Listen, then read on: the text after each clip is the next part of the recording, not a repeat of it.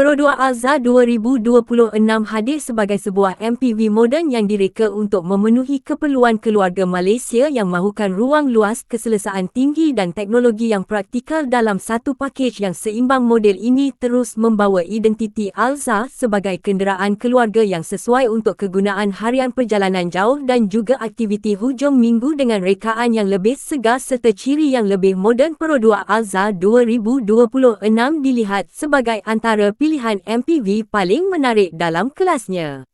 Dari segi luaran, Pro 2 Alza 2026 tampil lebih elegan dan matang. Bahagian hadapan menampilkan lampu LED yang lebih tajam bersama grill moden yang memberikan imej premium. Rekaan bumper hadapan juga nampak lebih kemas dan sporty, manakala garis badan di bahagian sisi kelihatan lebih aerodinamik serta kemas. Ini menjadikan Alza bukan sahaja sesuai sebagai MPV keluarga tetapi juga kelihatan bergaya di jalan raya. Bahagian belakang pula hadir dengan lampu yang lebih moden serta rekaan pintu belakang yang praktikal untuk memudahkan urusan memuatkan barang.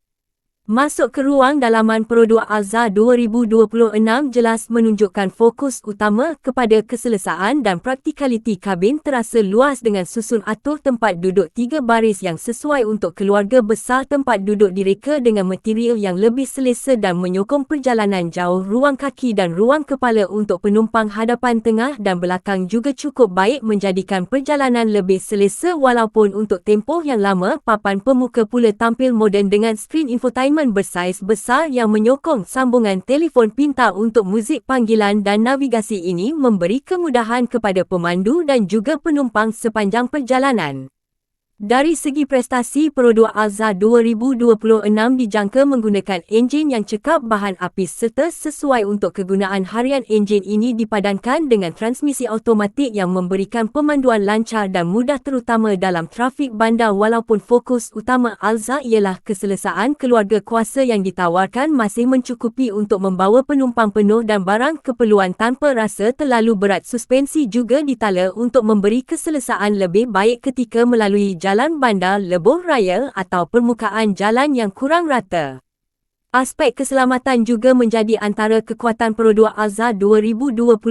MPV ini dilengkapi dengan pelbagai ciri keselamatan moden seperti sistem brek anti kunci, kawalan kestabilan, bantuan mula mendaki serta beg udara untuk perlindungan penumpang. Selain itu, model ini juga dijangka menawarkan sistem bantuan pemandu seperti kamera undur, sensor parkir dan beberapa ciri keselamatan pintar yang membantu pemandu ketika memandu dan meletakkan kenderaan. Ini sangat penting untuk sebuah kenderaan keluarga kerana keselamatan sentiasa menjadi keutamaan.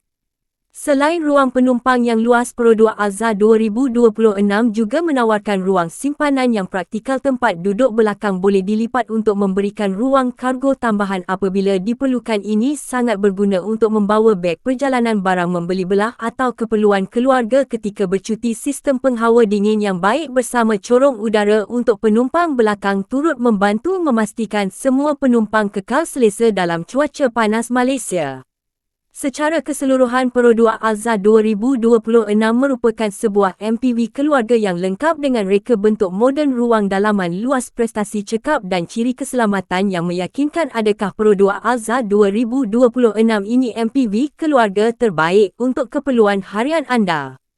Jika anda suka video otomotif seperti ini, jangan lupa untuk subscribe dan tekan butang like supaya anda tidak terlepas video menarik yang seterusnya.